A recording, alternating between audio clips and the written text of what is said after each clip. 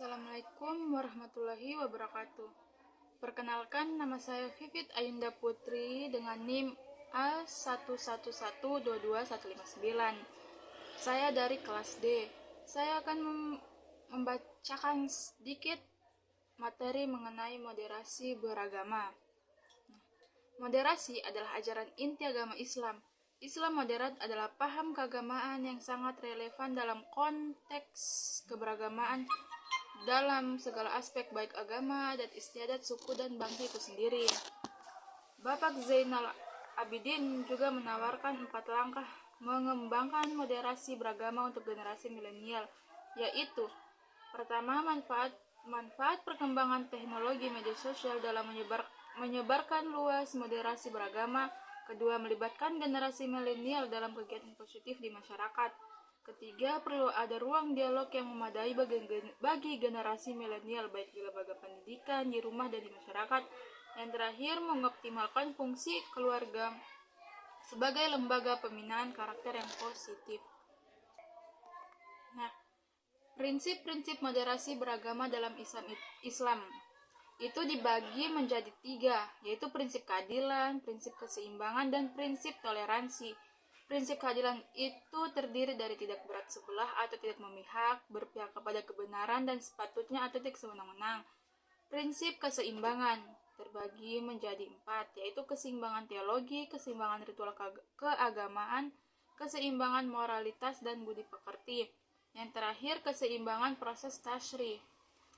Yang ketiga tadi itu prinsip toleransi. Pengertian toleran menurut bahasa dapat diartikan sebagai menghargai akan pendirian atau pandangan orang lain.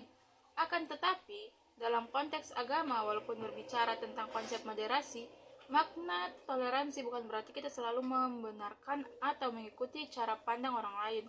Bahwa toleransi yang dimaksud adalah sebatas menghargai orang lain yang berbeda pandangan tentang sebuah keyakinan agama. Praktek moderasi beragama pada masyarakat multikultural terbagi menjadi 5. Yang pertama, menjadikan lembaga pendidikan sebagai basis laboratorium moderasi beragama.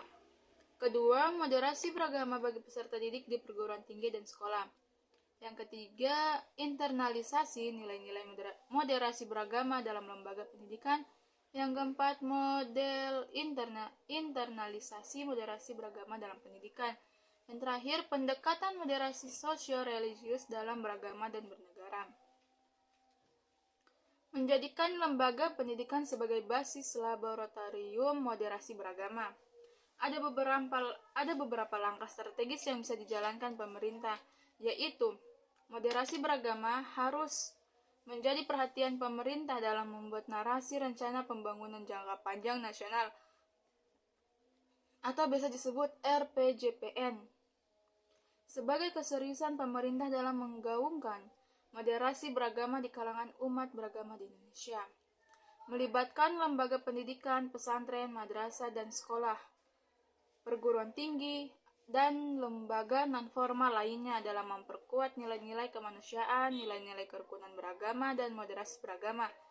Mengembangkan literasi keagamaan atau religius literasi, dan pendidikan lintas iman atau interfaith education.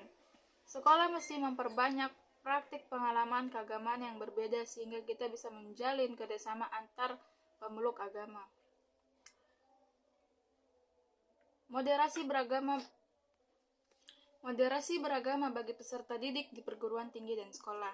Membangun moderasi agama di sekolah diperlukan muatan kurikulum komprehensif menyangkut keberagamaan multikultural dalam konteks keagamaan.